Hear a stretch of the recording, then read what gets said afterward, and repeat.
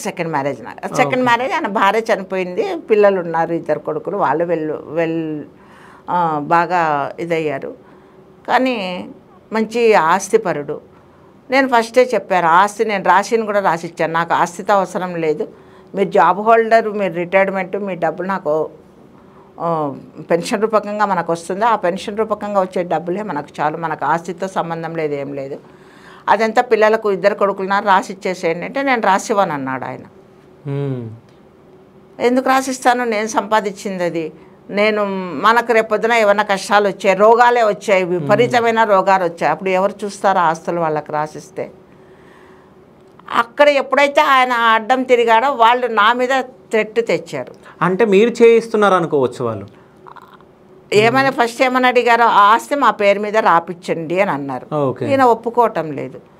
ఎందుకు ఒప్పుకోడు, నువ్వే కావాలని ఒప్పుకోనట్లు చేపిస్తున్నావు, ఎందుకంటే ఆస్తి మాకు రాసిస్తే నీకు లేకుండా అయిపోతుంది కదా, రేపొద్దున నీ భర్త చనిపోతే కూడా ఆస్తి అంతా నీకే కదా వచ్చేది, నువ్వు మాకు ఇస్తే ఏదన్నా వస్తుందేమో, ఎందుకంటే ఆయన సొంత ఆస్తి అది, ఆయన మీ పేరు మీద రాసి చనిపోతే రేపొద్దున మీకు అవుతుంది కదా అది.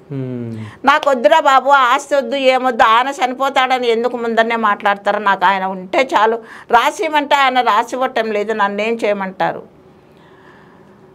అప్పటి నుంచి నన్ను వాళ్ళు హింస పెట్టడం మొదలుపెట్టారు. అంటే కొడుతుండేనా కానీ ఆయన కొట్టడు, ఆయన సైలెంట్, అక్కడ పిల్లలు అంటుంటే కూడా ఏమనకుండా ఎందుకంటే ఏమన్నా అంటే ఆయనను కొడతాడు, ఆయనను కొట్టేంతటి దుర్మార్గం ఉంది. ఎందుకంటే దుర్మార్గం కాదు అది, ఆ డబ్బు రావాలి, ఆస్తి రావాలి, అది రాసిచ్చేస్తే అయిపోతుంది. ఈయన మండితనము వాళ్ళ ఇది దుర్మార్గం. సో మీరు వచ్చేయడం జరిగింది అక్కడ నుంచి అంతే. ఇంకా ఈ హింసలు పడుకుంటూ నన్ను కాళ్ళు చేతులు పోగొట్టుకుంటే నన్ను చూసేవాళ్ళు కూడా లేరు, అతను చూస్తాడనే నమ్మకం లేదు.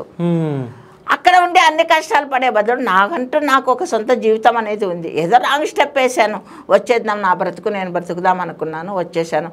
ఆయన ఉన్నాడో లేదో తెలియదు, నేను ఉన్నానో లేదో ఆయనకు తెలీదు. ఆ వచ్చేసినప్పటి నుంచి ఇంక అంతే కథం. విడాకులు కానీ ఇది కానీ ఏమి కానీ లేదు. నా జీవితం నేను ఎంచుకొని నా జీవితాన్ని నేను ఇది చేస్తాను. అదొక జస్ట్ ఒక పీడకల అని కూడా అనుకోవటం, ఒక రాంగ్ స్టెప్ అనుకున్నాను.